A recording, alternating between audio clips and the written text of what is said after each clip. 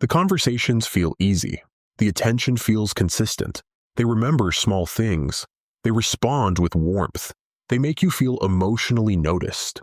And after a while, your brain stops seeing them as just another person. It starts emotionally leaning toward them, not fully attached yet, but invested enough that their presence begins affecting your emotional state. You think about them more often without trying to. You check your phone a little faster when it lights up. You start caring more about how they sound, not just what they say. And what makes this difficult is that it does not feel intense in the beginning. It feels subtle, gradual, like your emotional world is quietly making space for someone new. Because when attention feels emotionally consistent, the brain starts treating that consistency like something safe. And once something feels emotionally safe, small changes stop feeling small. A shorter reply suddenly feels different. Less enthusiasm becomes noticeable immediately. A colder tone stays in your head longer than it should.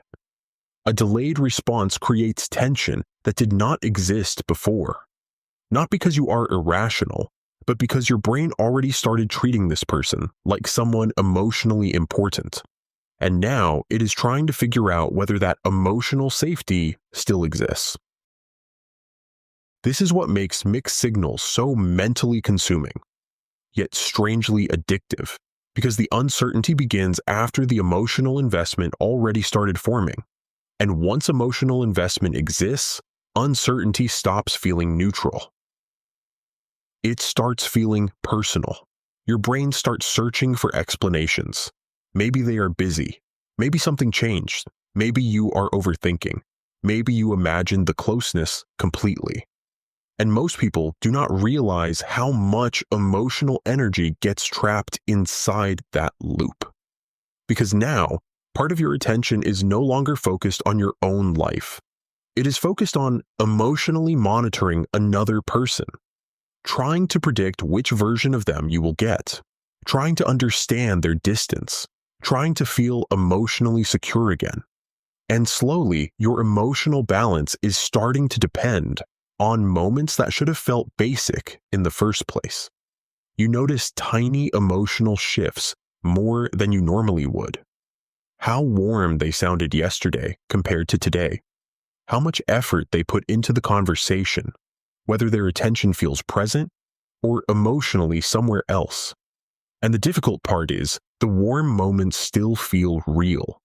That is what keeps the attachment alive, because there are still moments where they suddenly feel emotionally present again, interested again, affectionate again. And those moments create relief. Your mind relaxes for a little while. The tension temporarily disappears. You stop looking for connection itself. You start looking for reassurance, for consistency, for signs that things still feel okay. And over time, something emotionally confusing starts happening. Relief becomes more important than happiness. You stop looking for a relationship that feels naturally stable. You start looking for moments that simply make the anxiety disappear. A good reply suddenly feels enough. A little attention feels enough. One emotionally warm conversation feels enough. Because after uncertainty, relief feels emotionally rewarding. And this is how people slowly lower their emotional standards without realizing it. Not because they feel fulfilled, but because feeling emotionally safe for a moment starts feeling valuable enough on its own. One good interaction can calm your mind instantly. One emotionally distant interaction can affect your entire mood for hours, because uncertainty keeps your mind emotionally alert. Stable attention allows the mind to settle. Uncertainty keeps it alert. And emotionally alert experiences stay in your mind much longer, especially when hope still exists, because hope keeps reopening the possibility that things might finally become consistent again. Someone disappearing completely eventually becomes easier to accept, but inconsistent attention keeps the emotional loop unfinished. And unfinished emotional experiences stay in the mind much longer than resolved ones. That is why people in these situations often feel emotionally exhausted.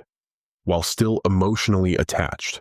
Part of them recognizes the instability, but another part keeps remembering the moments that felt emotionally genuine.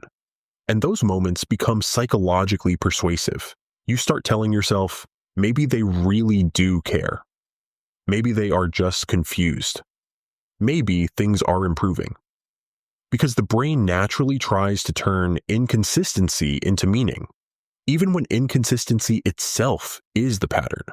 And over time, the uncertainty starts changing your emotional baseline. You become more reactive to small changes, more dependent on reassurance, more mentally occupied by moments of warmth, not because you are weak, but because inconsistent attention creates anticipation. It feels like waiting for emotional clarity. Without knowing whether the next moment will bring relief or disappointment, your brain stays emotionally alert the entire time, waiting for the next warm conversation, the next reassuring message, the next moment where everything feels normal again. And anticipation is one of the strongest emotional drivers behind attachment, especially when the emotional reward feels unpredictable. That unpredictability creates emotional intensity, and emotional intensity is often mistaken for emotional depth, but they are not the same thing. Sometimes you are not deeply attached to the person themselves. You are deeply attached to the uncertainty surrounding them, to the tension, to the unfinished feeling, to the constant sense that emotional clarity feels close, but never fully arrives.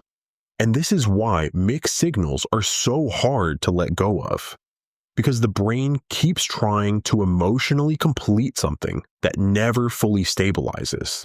It keeps searching for the version of the person that made you feel safe in the beginning, the version that felt warm, clear, consistent.